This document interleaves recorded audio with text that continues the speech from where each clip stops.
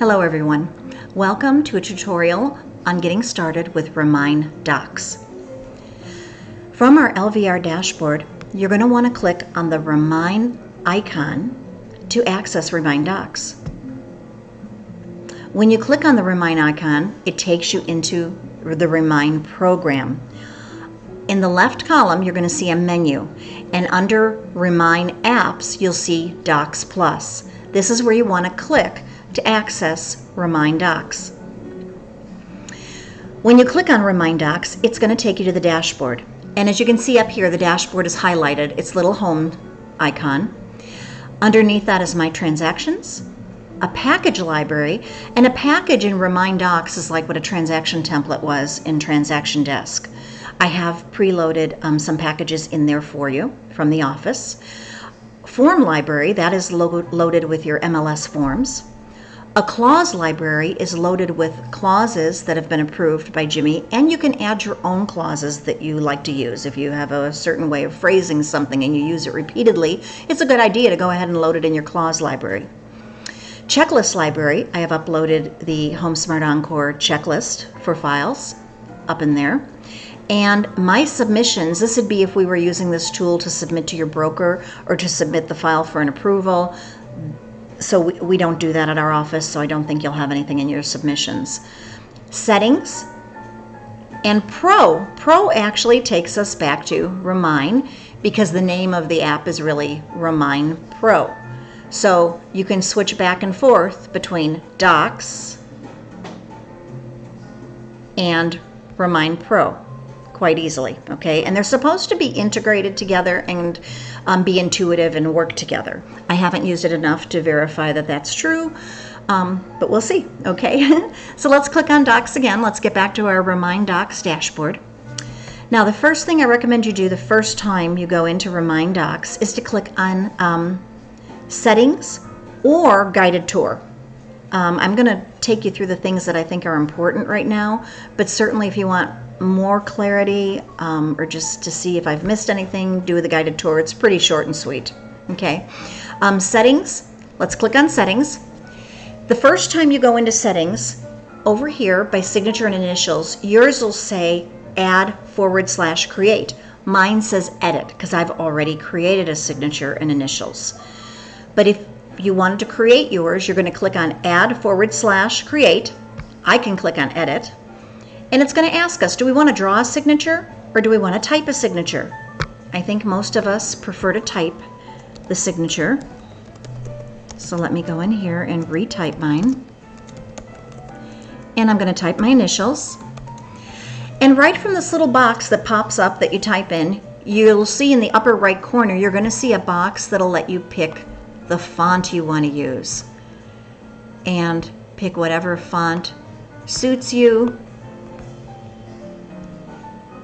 And I'm going to go with that one. You have to accept the terms that Remine's asking you to accept, and then you're going to hit Create. That's the signature that'll show up on all your documents unless you change it. Okay?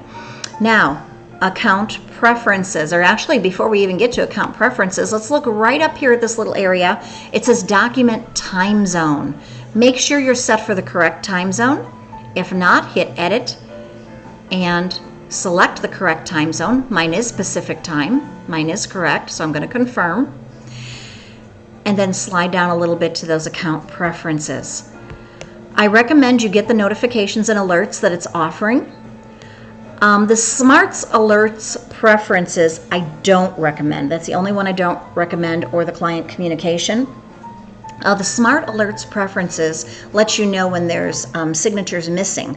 So it confused me when I was sending a signing because I got two of those yellow triangles with the exclamation point in it that indicates warning, warning, something's wrong.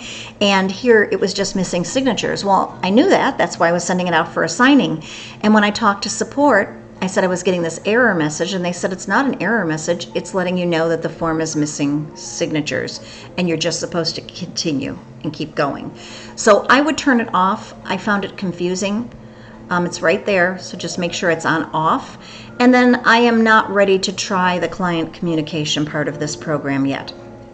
You do what's comfortable for you and let me know how it works, okay? So once you've got your settings in place, your signature and initials set up, let's go over to the dashboard. Now from this dashboard, we can create a transaction or we can upload a file.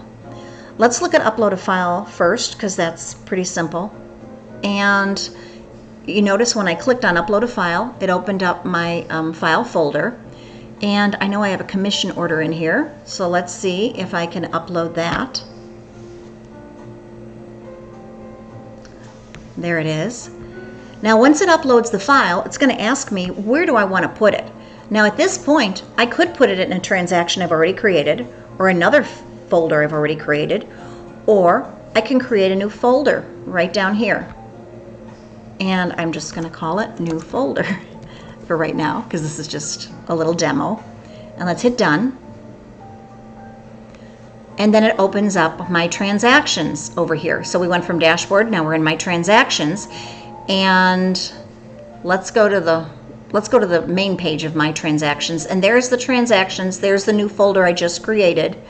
If I click on it, there's the form that I just brought in, and I could go ahead and drag, let's see if it'll work here, drag, let's see, a signature.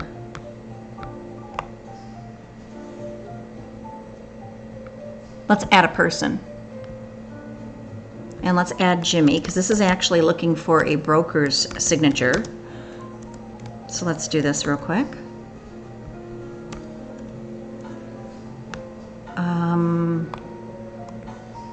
Broker of record for the buyer. Email JD, or JDAG rather, at homesmartencore.com. Done. Okay, so now he's loaded in there. So now if I go to people, I've got 2 of us in here for this document.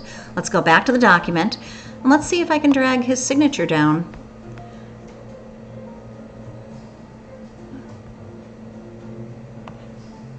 There we go. And then to see how this extra little box is right there? That presented a little problem for me. I find if I hit finish, then I can delete this little box. There we go. And I'm still in the form and I can still continue on. Now I want to write Jimmy's license number here. And of course his expiration date, but I'm just going to show you one example here. I'm going to put this right here. License number B.1688.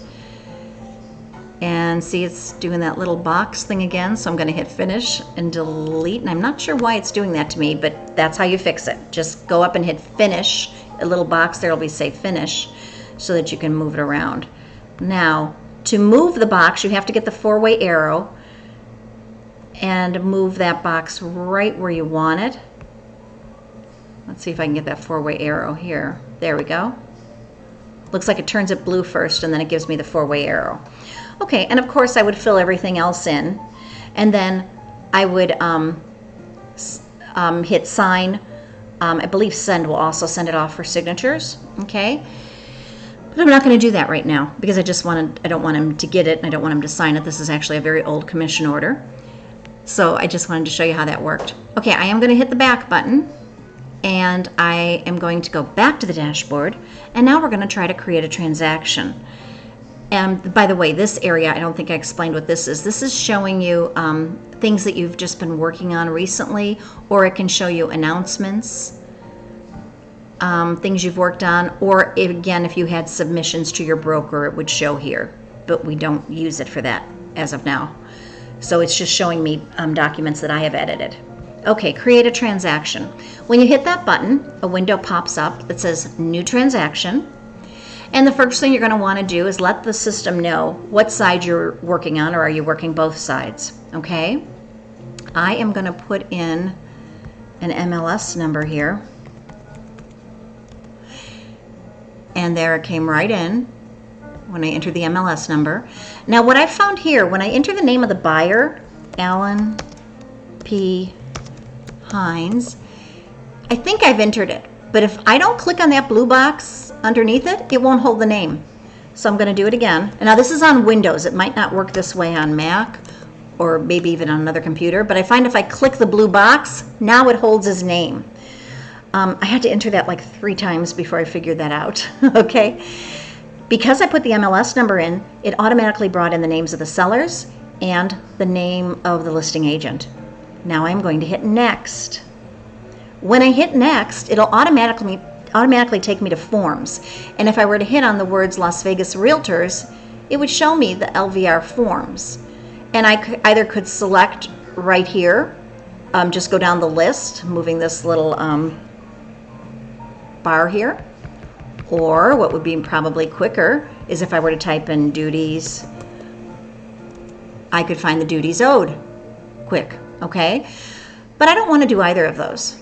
What I want to do, I want to do the easiest way, and I want to go to packages over here because there are packages already loaded in.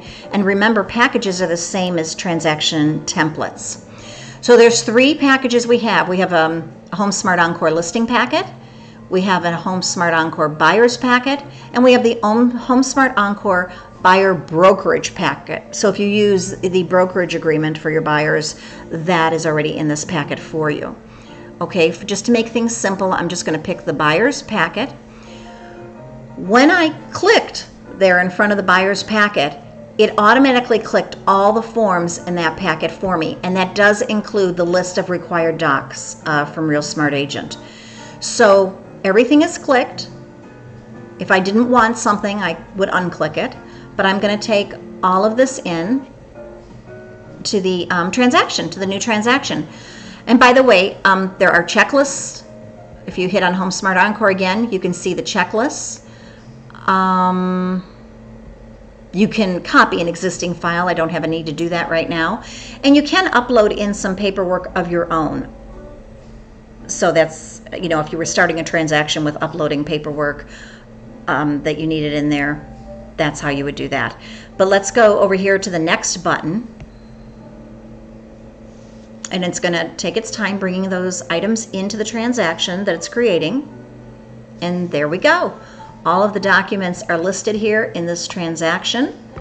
Here is the name of the transaction. It named it by the address of the property. Okay. So I am going to, I'm going to show you right here the required docs. I included that in the packet because you kind of need this stuff right at your fingertips. You don't want to have to go searching for it. If you don't want it there, you don't have to bring it in. Right now we are going to go to the duties owed. And let's just do a sample signing for the duties owed. Now here it's asking for the name of my clients. I don't have to type the client's name in. All I have to do is check either seller or buyer. And because I had put that I was the buyer's agent and I'd put my buyer's name in the form when I was making the transaction, if I click on buyer, it brings my buyer's name in right there. Now, I'm going to put my broker's name, and as I start to type, a box pops up and all I have to do is click on that box and it brought his name in. Are there additional licensees involved in the transaction? No. Slide down. Now, it already brought this initial box right here. Notice how it didn't bring a date or a time? In the beginning when I was doing this, the very first time, I was worried, but it actually will date and time it when you send it off for the signature. It'll auto date and time. It just doesn't show us anything here at this point. The may or may not area of the duties owed is always kind of confusing with e-signings unless you had the conversation with your client ahead of time and showed them the form. So in this case, when using Remine Docs, I recommend you talk to the client and see which one they want to check, or maybe you just want them to check may not, that you never do dual agency. So once you click on whichever side you want, the initials are going to pop up there. Now I happen to know my husband uses APH for his initials. This is not correct, but when I send the signing to my husband or my client, he has the chance to put his initials in the way he wants. So he is going to do that. So we've got everything we need filled out on this duties owed. So let's send this off. Sign. Continue. And I am going send to sign.